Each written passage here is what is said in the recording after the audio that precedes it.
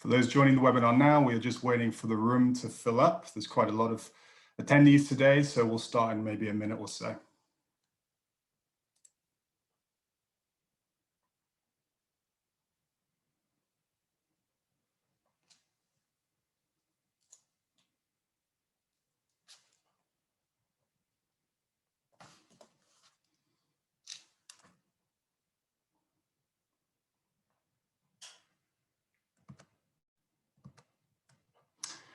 Okay, so by my clock, that is now 11 a.m. Paris time. So hello, everybody, and thank you for joining us for today's webinar. My name is Henry Pearson. I work in the OECD's Directorate for Education and Skills. Today's topic is school improvement. How do we implement policies that make schools the absolute best centers for learning and student development that they can possibly be? But more specifically today, we're going to be looking at Norway's experience in this area. For a bit of context, in 2017, Norway introduced measures aimed at giving municipalities and schools more freedom over how they make improvements at their level. It's known as the new Competence Development Model, and the OECD has been very privileged to be involved in supporting its implementation in Norway. We're going to put some links in the chat box to the reports that we've written on this, so you can have a look at those in your own time. But I'm not going to give too much away right now because we have some fantastic speakers who are going to tell us a bit more about all of this. So joining me today, I'm very pleased to introduce Hege Nilssen, who is Director of the Norwegian Directorate for Education and Training. Andreas Schleicher is the OECD Director for Education and Skills. On the line as well, we also have the team that worked on the report from the OECD side. We have Beatriz Pont, Senior Analyst here at the OECD, Pierre Guedard, Claire Shrewbridge as well, also worked on the report, and our analysts in the Directorate for Education and Skills. And finally, we have Ann-Berit Kavli, who is also part of the Directorate for Education and Training in Norway. So what's going to happen in this webinar? Well, Andreas is going to present the main findings of the OECD's report on the Competence Development Model. And then Hege is going to give us more details about the model itself, how it was implemented in Norway and what the impact was. And then at the end, we'll have some questions from you, from the audience. So when it comes time for that, please put your questions in the chat and I will be reading them out to our panelists to answer. Before we go ahead, Beatrice, I think you wanted to say a few words. Yes. So thank you very much, everybody, for joining us today. It's a pleasure to introduce this webinar, which is actually a new series focused on the rubrics of leading education change. And the objective of this webinar series is to give people internationally an opportunity for peer learning and exchange on the complexities and intricacies of education policy implementation processes and strategies. So this is based on a project that we have at the OECD called Implementing Education Policies, where we actually work to close the gap between the policy documents and ideas that are developed at the national level or regional level and actual education changes in the ground in schools for students. And so what we do is we work with individual countries, and we want to develop also an international knowledge on the topic of implementation, which is actually quite unique to each country. Today, we are presenting the Norway approach to school-based competence development with a focus on how decisions are made on school staff development priorities and funding. And this approach actually, importantly, aims to strengthen the partnerships between schools and education providers, actually, who are providing the training, and these are universities. We have been working with Norway for more than 2 years, actually, and it's been quite a pleasure to be working with Norway when the policy was in its inception and it was only a white paper. So we've been supporting its unfolding on the ground, working with education stakeholders, and really supporting the concrete ways that this policy has become a reality. And you will see this with the presentations from Andreas and Hege. So thank you very much for being with us. Thanks, Beatrice. And yeah, as Beatrice mentions, we're going to hear from Andreas. So Andreas, over to you. Yeah, thanks so much. And I want to first of all thank our Norwegian colleagues. Every time we review policies in a country, we learn so much from that country. And it's great to have a seminar like this today where we can give back to the international community some of the things that we have learned, people in Norway and around. What is very clear is that it's easy to design good policies. It's so much harder to put them into practice. Now, in a way, the road of educational reform is littered with many good ideas that were poorly implemented. That's really the hard part. So what keeps us awake at the OECD at night is really how to implement countries' ideas and policies in a way that they lead to actual change at the front line. And that's the test of truth for all we do. And we deploy a range of tools to this end, including comparative data and analysis. Then we engage with countries through policy assessment, building sort of good relationships over sustained periods of time. Beatriz just mentioned 2 years' time. That's the time it takes to really understand that context. And then also to hold strategic advice and implementation seminars. And that's, my colleagues, Beatriz, Pierre and Claire, that's what they have done in this case. And these days you can see the opposite too.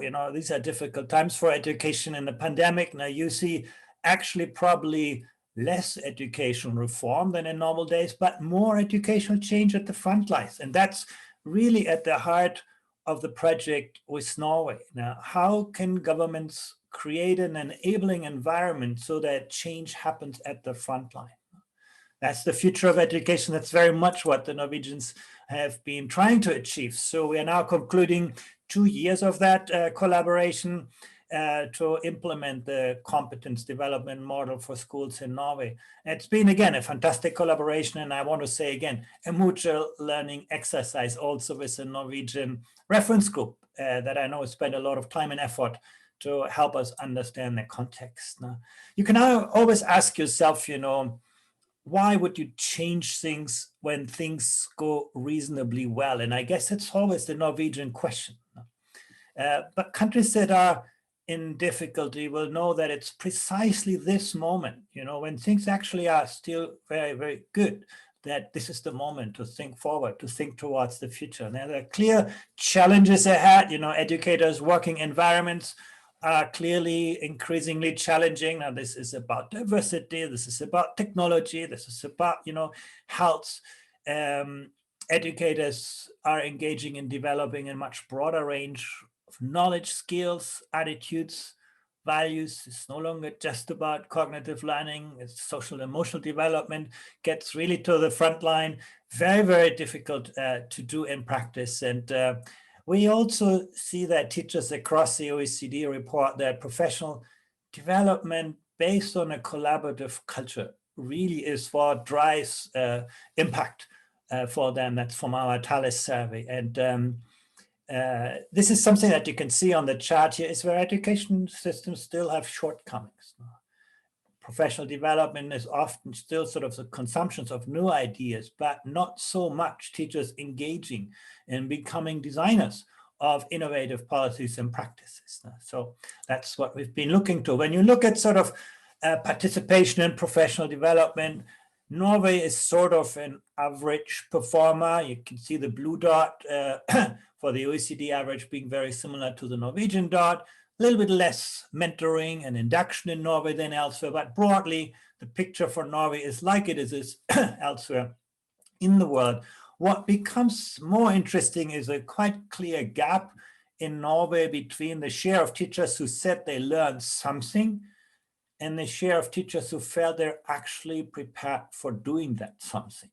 And that implementation gap is, I think, something worth to look in more detail. Now, why is it that teachers often do not feel that they have, the agency, the enabling tools to do what they have learned?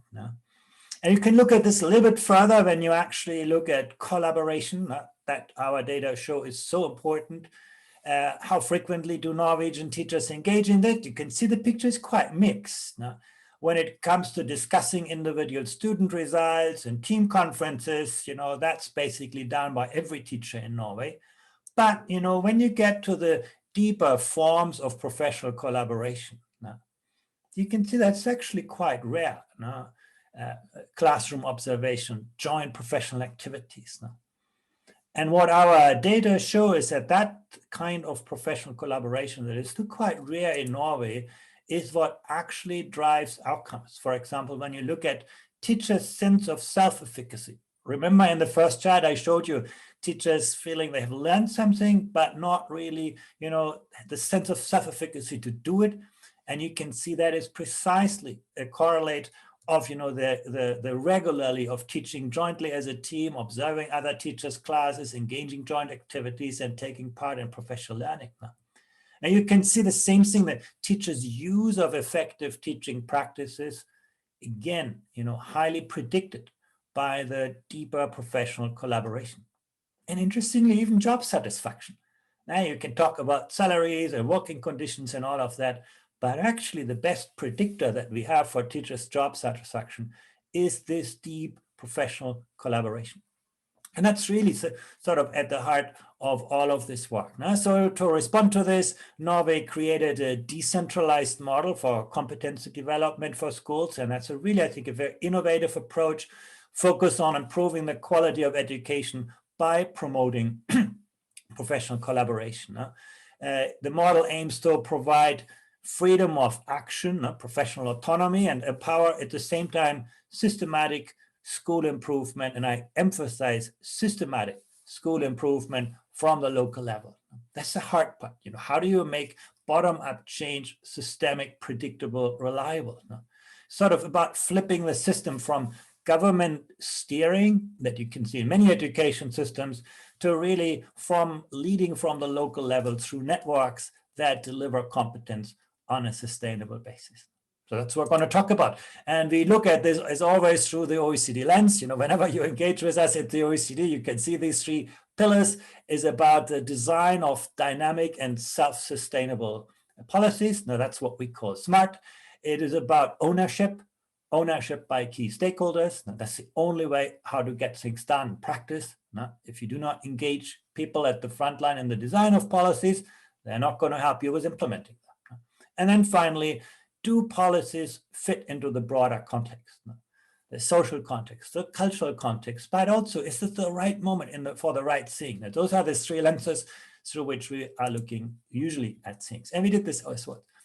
The heart of the model is to tailor teacher professional collaboration and development around local needs that can vary. And you can see how this works. You have in Norway, the cooperative forums at the regional level that, as you can see in the diagram, receive requests by municipalities on specific, development funding needs.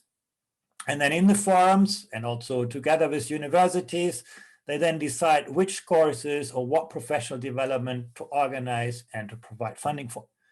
Really, you can see really how sort of the systemic and the needs-based kind of elements come together, and you have county governors that then manage those funding requests. Now that's where sort of the crunch is. And in moving to action, Norway sharpened that project later. Not that the initial design was a little bit vague, but then in moving to the action phase, the objectives and coverage, where we find also the model was extended to cover special needs and early childhood education, two areas where teachers in Norway feel the greatest needs. It also involved a more consolidated policy approach. The municipalities get financial incentives for schools-based professional development. And there is also then a follow-up scheme for municipalities, which with performance indicators, very important, kind of creating a shared accountability for this. And then the county governors follow up. So that's basically the diagram. There's also a new legal framework now associated with funding of the model that involves 30% co-financing by the municipalities to give them a stake in all of that as well. But, for the model to work, we found a couple of issues still. It is still quite complicated. And people have said, is the decision-making as clear as it is in the processes? Is it clear enough what quality professional learning actually means, how to measure its impact? So those were questions that are still remaining. And this is where sort of the advice of the model of the work comes in. First of all, we thought it's important for schools, but also municipalities and universities to intensify their efforts in forging partnerships. Again, always easy to say, hard to find the space for this and to put it into action. But we also thought it was important to review the incentives and the follow-up mechanisms. And let me say what I mean by this. We suggested for the Norwegian Directorate to consider grants that are contingent on collaboration. So basically to give money for shared opportunities rather than for individual activities. You do something together and that collaboration gets its funding, and it brings and draws people together to think about resource utilization. So basically outstanding partnerships get rewarded by this. We also suggested for the Directorate and the county governors to work on strengthening the system-wide evidence base. Now that's always important. How do you know what's actually having an impact? And to address some of the mechanical and sort of arbitrary cutoff issues that you always engage. Whenever you have indicators, you have to set ceilings, and they can always be debated. And the more clarity you can provide around this, the more predictable you can make that, the better it is. And then last but not least, in light of the new grants regulation, it's important for the Norwegian Directorate to follow up with county governors to ensure that there is no adverse effect of co-funding on participation. And that's always a risk, and municipalities and universities need to manage to agree on the funding distribution through the forum. So that's something just to watch out in practice. Now, on the stakeholder part, let's turn to the ownership question. We think that's actually always a strength in Norway, and we could see that very well. But we thought that in moving from the initial policy document to action, it was important that people are involved with the model, that those stakeholder relationships have sharpened, become clearer, and we can also see good steps towards building an accountability framework for all of this. Not one that is about top-down vertical relationships, but again, accountability through horizontal, lateral kind of collaboration. So that's happened between initial design and then they're putting this into action. Still, we think there are still a couple of issues to consider. For example, how can teachers and students be more involved in shaping the demand for professional development? Student voice also, students have a good picture actually what actually happens in classrooms. And we can seek their views in an intelligent ways, and that can then help teachers to reflect on where demand is. Second, what actually does quality mean in the model? And that means, how can one quantify, measure, observe it? And then how do you ensure consistency in communication when this work is so decentralized? You want to ensure fairness, consistency, peer learning in a decentralized model. That's actually a challenge. And those were the kind of issues that we have identified. But we have not left those issues without some advice on what could be done. So here are 3 recommendations on the second point. First, it's important to do more to engage pivotal stakeholders with the model. What is quite clear, what's clear to us, is that municipalities are primarily responsible, but there's also a good role for county governors and the Norwegian Directorate to assure and actively monitor that teachers and students' voices are actually heard, that they have a way to express themselves, and that somehow feeds into the model, into the articulation of the demand. That's something that we felt could still be done better. Second, it's important to foster transparency with clear quality indicators. We think that a good and coherent framework of quality dimensions and indicators that, again, it needs to be collaboratively developed. It's not something that is just, a scientific exercise. It's something for people to come up with metrics and ways of measurement. But we think if that is there, it could support monitoring and accountability, and actually at every level, at the municipality, at the county, and for the country as a whole. Measuring progress and impact always starts at the local level. I think that's also important. So it's key to provide validated instruments to counties, to municipalities, to schools, that they can then use to foster quality, efficiency in their relative measurement practices. So basically having a good distribution of methods and tools. And then also, ultimately facilitate meaningful comparisons. Now, that's how you learn from the next teacher, the next school, the next system, and the next provider. So to establish a comparative evidence base for peer learning. And then ownership and stakeholder engagement is always about effective communication. Now, that's the one thing that we learn from every study that we do, that you can never communicate too much. Mostly we communicate too little because we assume too many things that you cannot take for granted. We think it's worth strengthening the communication strategy with a narrative that speaks to all of the stakeholders, and particularly to the teachers and school leaders. They, are the driving force in all of this. And that communication involves good peer-to-peer elements to build the credibility and trust that actually any such approach really require. What could be done here is to establish a group of dedicated representative stakeholders that can then build and convey those messages on the model to support also its further development. So not easy to put into practice, but in our view, very, very important. Let me come to the third area. The strength of the model is really its whole of system perspective. It's very well sort of contextualized in the need, and particularly when the project moved from policy to action, it actually built also greater coherence with the broader policy context.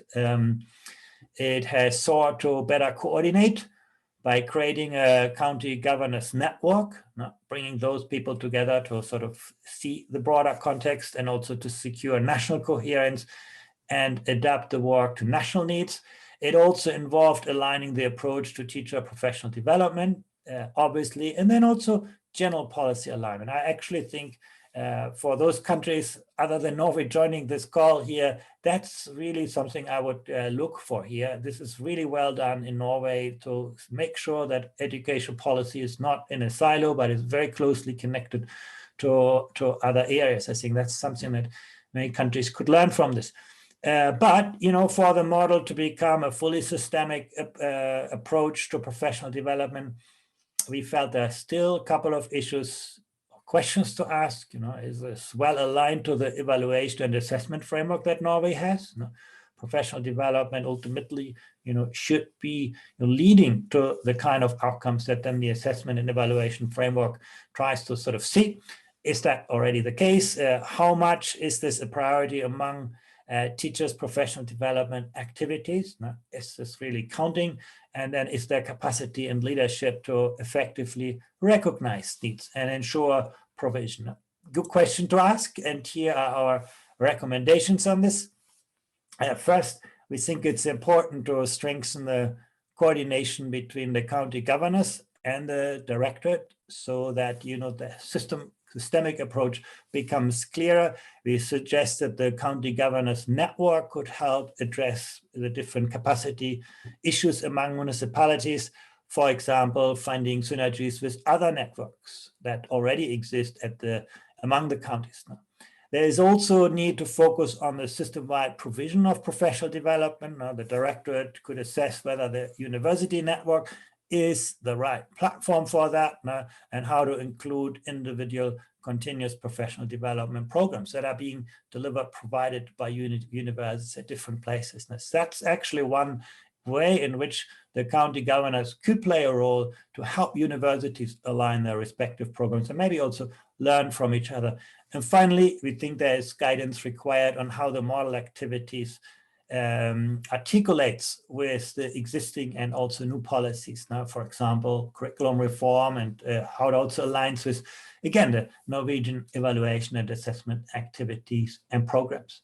So, and these things I think are not so difficult to address in practice.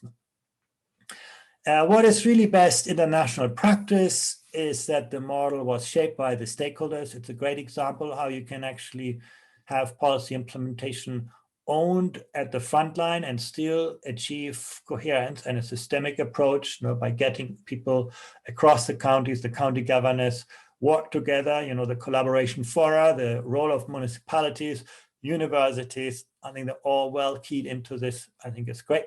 And it's also a good example how to move systematically from policy design to action.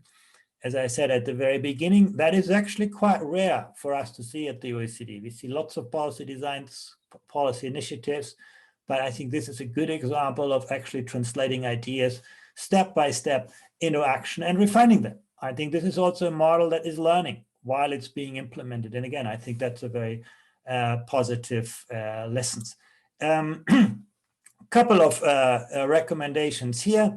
There is now a more coherent picture of the model and how to engage with this. It's still going to be important to first updating the strategy with the new components, and you know, when progress is made, to ensure that this remains a kind of dynamic, living document that adapts to changes in context and also according to the progress that is being made.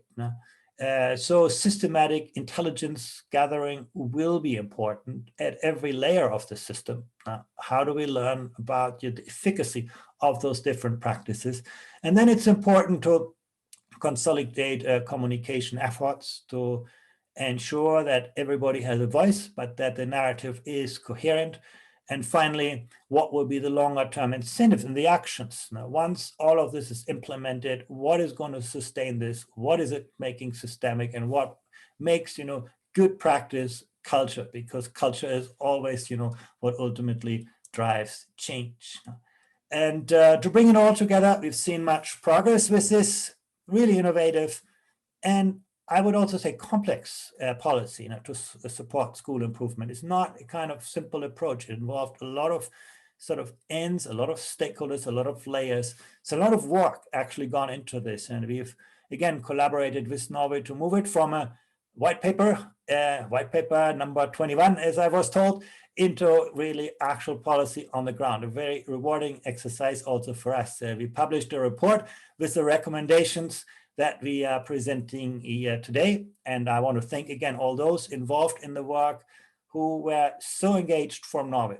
That's another thing, you know, I take away from this, lots of people who really felt a deep commitment to make this work. And now we're going to hear from Hege Nilssen on how they have actually progressed with all of this and also what they plan for the future. Thank you again.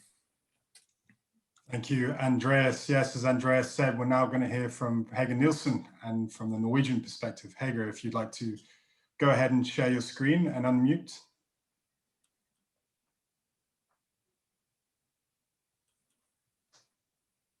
Thank you. I will try to.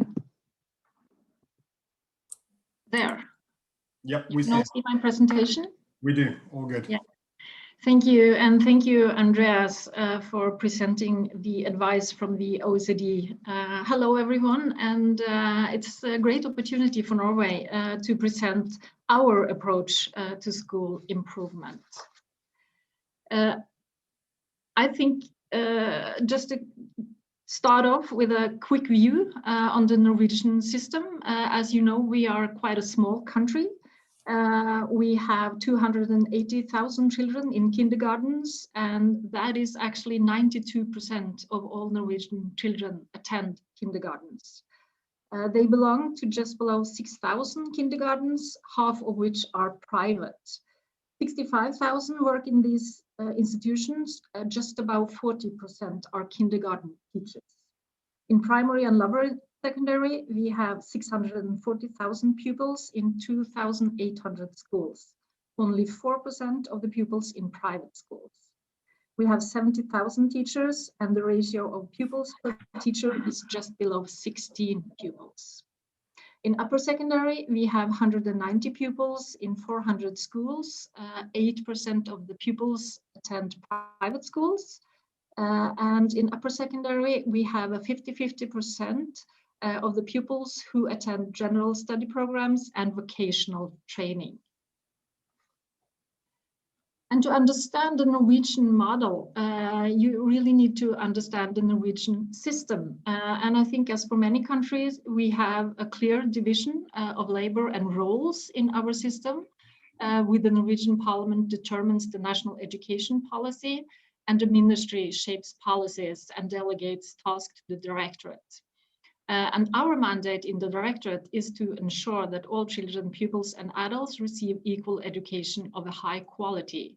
And the county governors, which Andreas talked a lot about, they are actually the national authorities on the regional level. So they are our right hand regionally, you might say.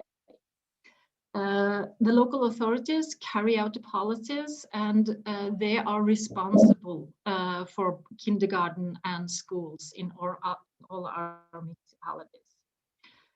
We have in Norway, with 5 million inhabitants, 350 municipalities. So it goes without saying that many of these are small, and we also have 11 counties which are responsible for upper secondary. Working with quality development in a system like this with many small municipalities actually requires working in networks.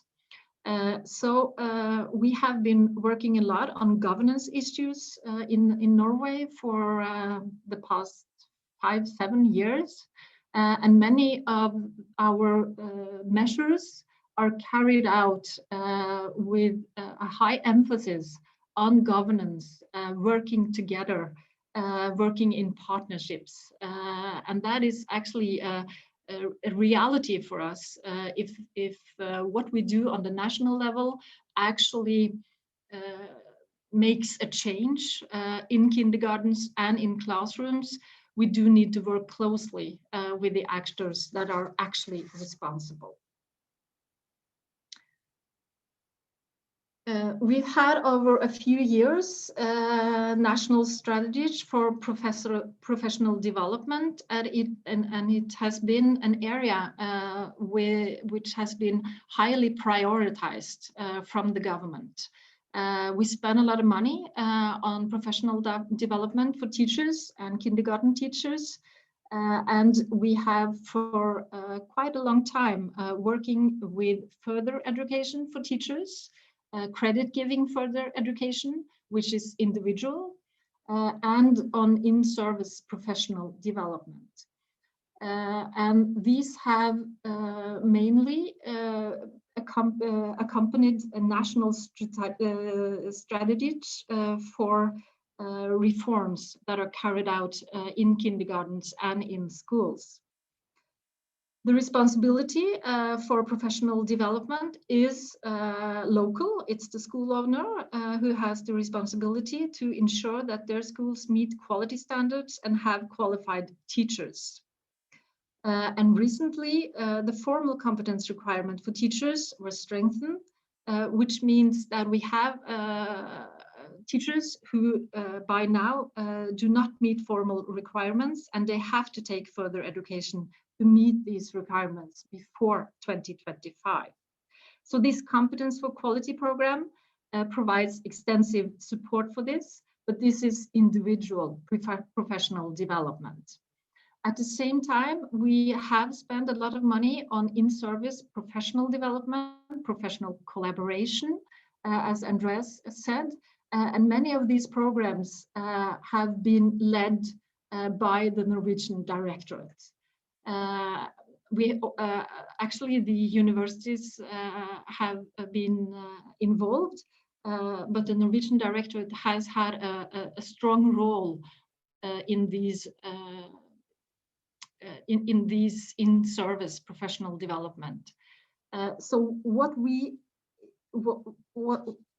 saw was that these in-service professional development schemes, they were quite successful, but they were steered by the national authorities. So we defined the scope and the visions for these programs, and the municipalities attended.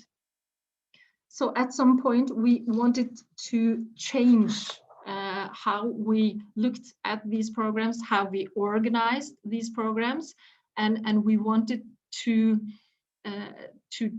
change the roles and to give the national authorities more of a coordinating initial role, and to actually give the power to the municipalities, to the local level, to themselves define what they need for professional development.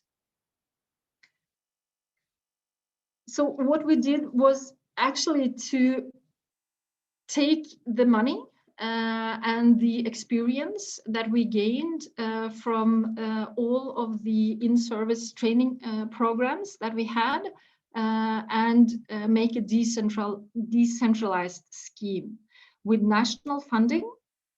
But we changed the decision-making from the national level to the local school authorities to define and prioritize competence development needs in cooperation with universities.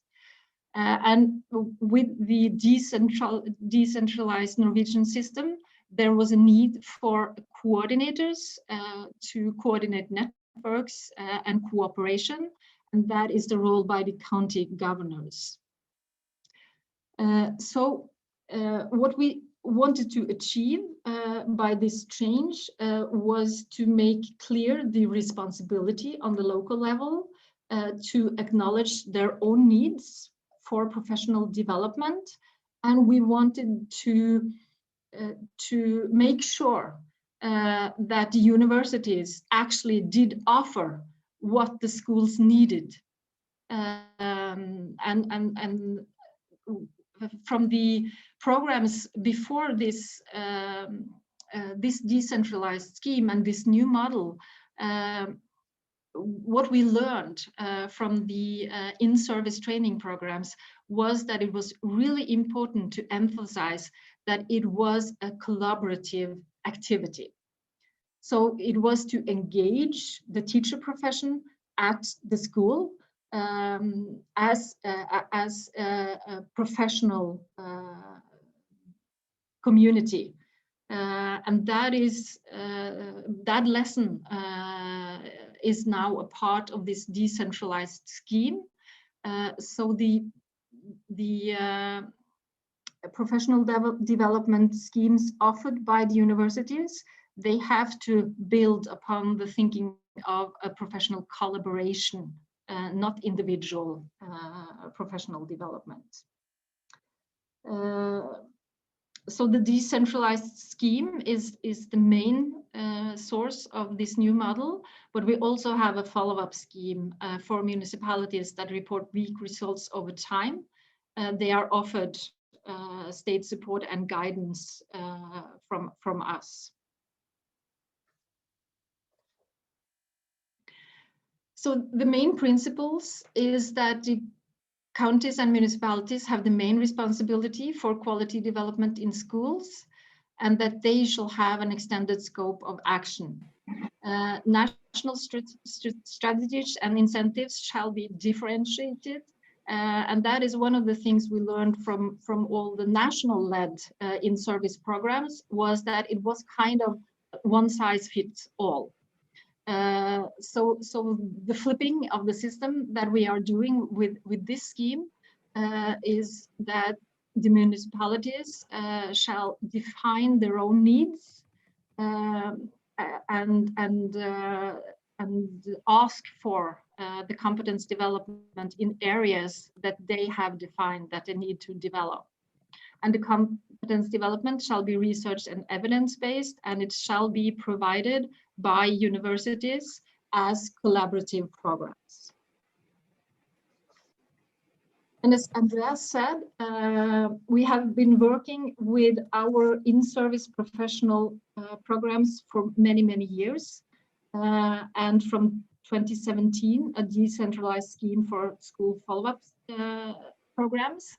And we have been using previous experience from the national programs that were defined from the Directorate to take into the changes that we have done in development and implementation of this model. So we also have a regional scheme for kindergartens. We also have a scheme for vocational training. And the last change input we have been making to this program is the in-service scheme for special needs and inclusive practices. So, and one part of developing this program and learn from previous experience what works and what doesn't is the new grant regulations, which clarifies aims, roles, and expectations for the in-service professional development model.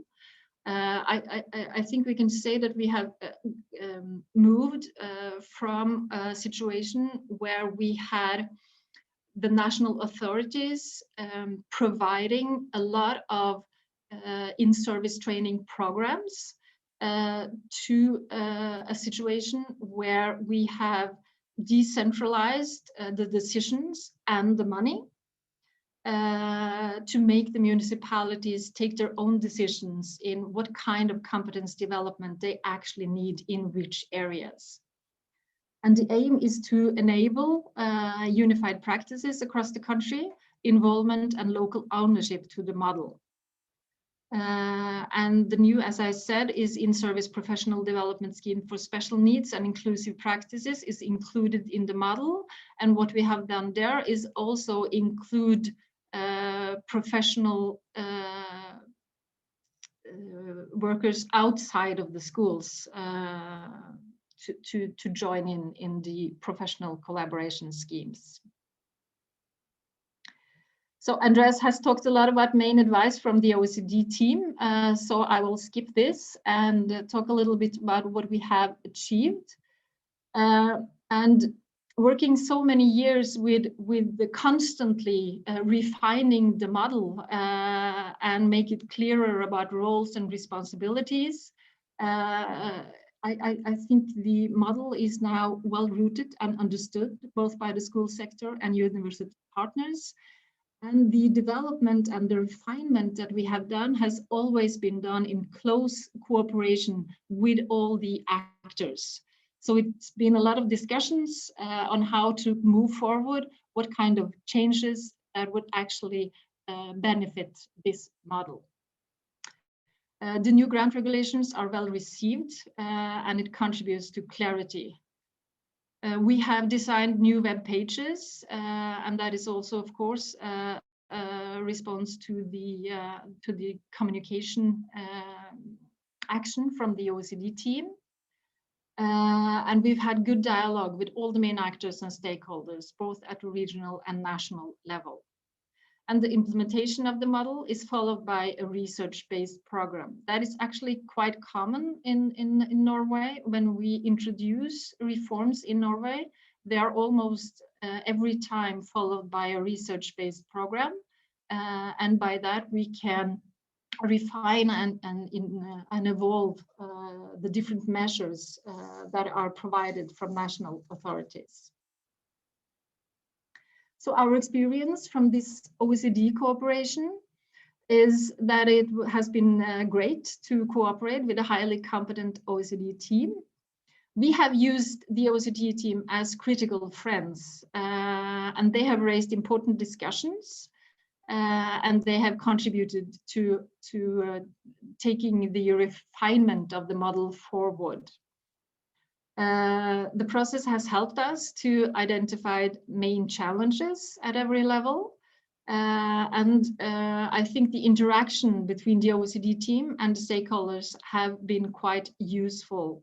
What we experienced is that our dialogue and conversation with stakeholders, it was kind of more open when the OECD team was present. So we had good conversations on these events. So we have learned that it's important to clarify roles and expectations on both sides, both on the OECD and the Directorate, and that we have a joint understanding on what we aim to achieve, what kind of targets we would like to achieve, and also a joint understanding of context. Every system has its own specificities, and the Norwegian system, although we are a small country, it's quite complex, highly decentralized, many actors, and also a variety throughout the country that requires different kind of measures, and certainly one size doesn't fit all in our country. So that is the main reason why we emphasize the importance of thinking carefully about governance, partnership, cooperation, and openness and inclusion of all key partners. Thank you. Thank you very much, Hege. Now we're going to move on to some questions, and I can already tell you that there are a lot of questions that have come in. So quick reminder to anyone who wants to add more, you can use the chat. So what I'm going to do is I'm going to read them out to our panelists, but I will say that there are a lot of them. So if we don't get around to your question, I apologize in advance. We've only got about 15 minutes to address these. So let's go. We have a question here that says, there are some that are more concrete. So Hege, are the county governors connected to / employed by the Directorate, or political positions, are our political positions connected to the government of the municipalities? That question came from Anna Corinne, and I think that's for Hege.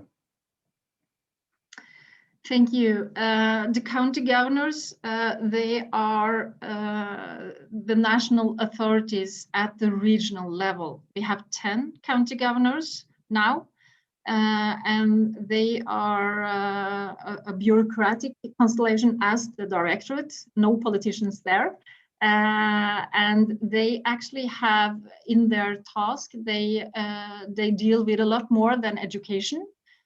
So they kind of have a whole approach to the municipalities with all the areas that the municipalities are responsible for. And they carry out both inspection and support and guidance within education. So they are kind of our right hand and closer to the municipalities. And the municipalities, they are democratic institutions led by politicians. Thank you. So this next question comes from Graham. And what I'll do, I think I'll give this to Hege, but then other colleagues on the Zoom, please do, after Hege is finished, let us know if you have anything to add. So Graham asks, well, he says that the key resource in translating policy into reality is time. How has Norway created the space for collaboration? Do teachers' contracts embed time for development and collaboration? Well, I agree, and it's quite difficult. We do have quite a lot of governance discussions in Norway because we have used this way of working in a lot of processes, especially the process with developing our new curriculum. And it really takes time and effort, not only on the national level, but also on the local level and from all the actors. So I think you have to decide initially that you actually will work this way. And it takes time and effort, and you have to agree with all the partners that this is the way that you want to work. I think that as a result of working like this in more and more processes, we actually need to decide how many things we can do at once, not only on the national level, but also on the local level. And as for time to professional development, I'm not sure if I am the right person to, there are some time for professional development within the frames, but we actually in the funding system, both in the further education and in this professional collaboration, there are funding mechanisms who ensures that the schools and the teachers do have time to attend these programs. Thank you. I can see Anne-Berit is very politely raised the hand, and also Beatriz too, but we'll go to Anne-Berit first, and then maybe Beatriz can say a few words. Yes, thank you. I just wanted to emphasize that what Hege said finally, that teachers do have joint time for professional development. So that is part of their contract as teachers. And also I can say that in the new regulations for this grant scheme, we have also enabled the municipalities to set aside the time for a coordinator for this professional development, which will help, especially when there are many parties joining the professional development that they are going into. So I just wanted to thank, there's so many questions about the model, we're actually overwhelmed. I think one of the issues to clarify, or that to give you some further detail, is the way the model works for actual schools. And what happens is, after the negotiation of what the school needs are, they engage with universities, and universities, the aim is actually for universities to develop tailor-made professional development. So not to give them this course that they already have, that teachers will go to, but a university who is very embedded in their own traditional ways have to change the way they deliver professional development in a way that is much more 21st century oriented. And so through these negotiations, universities will maybe send one of their professors to the school and work with the school for a week on supporting the professional development of all the teachers in the school, or they will adapt to the needs of the schools of the local level. So it's very particular, and there's no one way that this training is really delivered, but it's actually in the negotiation process that this is shaped. So that's at the heart of the model, and it's very unique because each region, each municipality gets their own approach to professional development based on this bargaining process. And in this process of discussion, of collaboration, all the different stakeholders participate, including unions at the different levels and other stakeholders. We have actually prepared 2 reports for Norway because we started working with Norway in 2018, and when the model was starting, and there is a description in the report, in the first report, of the roles and responsibilities of different players in the system. And then we did a second report at the end of last year, and it describes again roles and responsibilities, and it provides links and detailed descriptions in English of what the policy looks like, and our advice as well. And there's also, and Berit and Hege have sent us a link to their new website, which describes the model, but it's all in Norwegian. So I've translated through Google Translate, so you can see the model, but it's difficult. And they now have a whole regulation that was just approved a month ago, or very early on in January, I think, that describes the model and how you request for funding and all the particular processes that are necessary to engage with the model. Just to provide a general overview. Thank you. Andreas, I can see you had a hand up. Go ahead. Yeah, just on that question from Graham, obviously time is a prerequisite for collaboration to happen, but time is far from sufficient. In fact, I think Norway is just the case in point. And by the way, so is Finland. Both countries are quite generous in the time that teachers have for other things in teaching. And as you could see, collaboration is not yet the kind of strengths that you'd want to have. And so I think, time, yeah, necessary, but not sufficient. The big issue is really work organization. And that's really what this reform is about, to get universities into a place where they actually listen to what teachers need in their schools, in their context, and to build the professional development around them. I think really it's work organization and culture that come first, and then the time, you need to free up, obviously, as well. I agree. I think these are really important points because we have changed our in-service training from thinking about it as one-to-one courses where the teachers visit the universities, to a situation where it's professional collaboration and the universities actually comes to the schools and the kindergartens. So it's a really change. And to make that change, it has been necessary to also fund the universities into making that change, because their normal way of operating is actual individual courses. Because of the very large amount of questions, I'm going to make an effort to kind of try and group a few. So Pedro and Moira were asking about teachers' attitudes. How were teachers' attitudes taken into account when making this strategy? And the same kind of in the same vein, what would you do about if teachers then suddenly disengaged and were not really connecting with the strategy or implementing it? I think maybe that can go to Hege first, and then if the OECD maybe wants to comment in general about how we would combat that.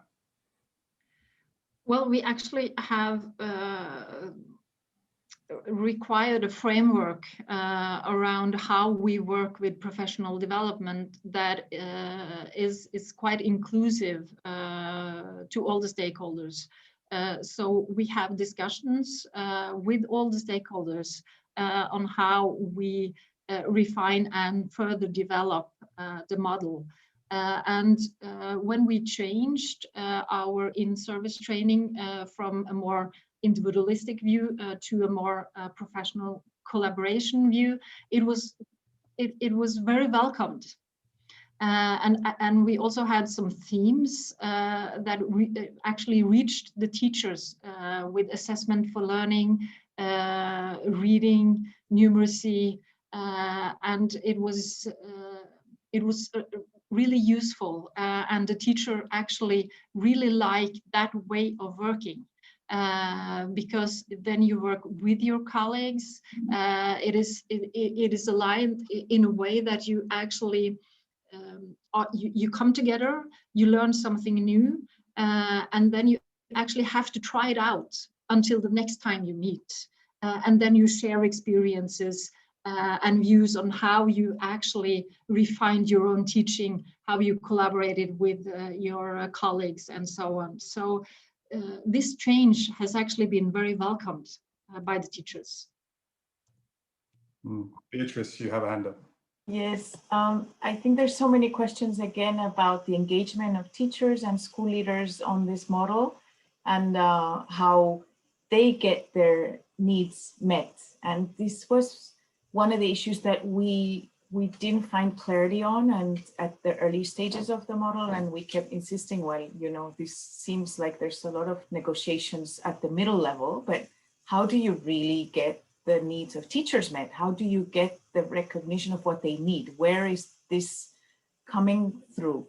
And this is something we've insisted in our recommendations. Please invest more time in getting the real needs of teachers up to the model, because otherwise it won't work. And so there's been efforts, I think, by Norway to really see how to best integrate. And still, we think it's important for you to bring them much more to the discussion processes, because unless teachers are well aware of this model, they understand that it is for them, it will really not reach its final objective. And I think that involves you working with the teacher unions, with other organizations that represent teachers and that are providing professional development to make sure that this happens at the local level. And I think in the implementation process, you have been, you know, slowly engaging them and finding new ways. So it's been a fine-tuning process of the whole model developing. And what happened is that initially it was only for there's individual professional development for teachers who can get their own competency and accreditations, and then collaborative professional development for schools. So these are quite complementary, and it is this model targets the collaborative professional development, and it's working well, but there is still, and one of the questions talks about what are the metrics to know that the model is working. And it is still very difficult to understand that at the end, how will you understand that this is improving the system, that teachers are being involved, that it is actually having impact in the way they practice in schools. And this is something that there is a need for a much more clear understanding of what is teacher quality in Norway and how you will measure progress towards that. And I think that's still in the making across Norway by discussions with stakeholders across the country. I think we have time for just one more question, and I'm again going to try and group them. So Alberto and also Smada are also asking about how do you manage the different, well, how different regions can be, you know, with this model of more decentralization. And also Smada has introduced into that, what about local politics? How's that overcome? Yeah, and if I start, I think we have to acknowledge that this kind of change that we have done in Norway, that is not an easy change seen from a political point of view, because our earlier practices, our national politics, we could steer professional development into certain themes and topics that we were interested in, that the schools developed. And now the decisions are local, and it's the local needs that should fund the decisions on professional development. But what we see so far is that when we do this at the same time as we introduce a new curriculum, and we've had main goals for developing the schools in Norway that has been sustainable for maybe 10, 15 years. So the local municipalities, they tend to take really seriously the national goals for education. So we see that the popular themes and topics for the decentralized model, they really align with national goals. So in some way, I think we have a shared view in which kind of direction we want to steer the professional development. But of course, there is a risk that the local authorities prioritize something that we wouldn't agree on at the national level. But that is a part of the model, and that is the freedom that they actually have locally. So I think we've just about run out of time for questions. I'm really sorry to everybody who put questions in. We had so many, but that's so fantastic. I only wish we had more time to answer them.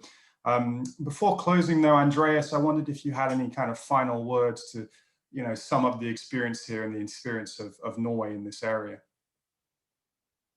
Oh, you're still on mute, sorry.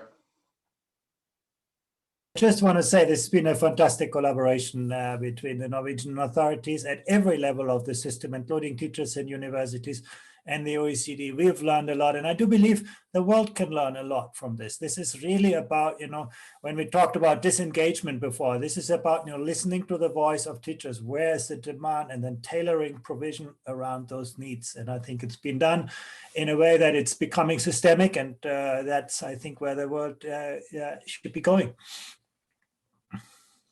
Thank you, Andreas. And yes, thank you to everybody for joining. We had over 1,000 people registered for this, over 500 were watching, and, you know, far more questions that we could answer in an hour. But yeah, thanks again for joining, and thank you to Hege, to Beatriz and Andreas and the OECD colleagues for giving us the overview. If you'd like to learn more, this is for the audience, if you'd like to learn more about the report, you can find it on the OECD iLibrary. We put the links in the chat during the webinar. And if you would like to keep up with our latest work in general, I invite you to have a look at our Twitter page, which is @OECD Edu Skills. And that's where you'll really find all the latest on everything we're doing in education. So thanks again, everybody, and until the next webinar.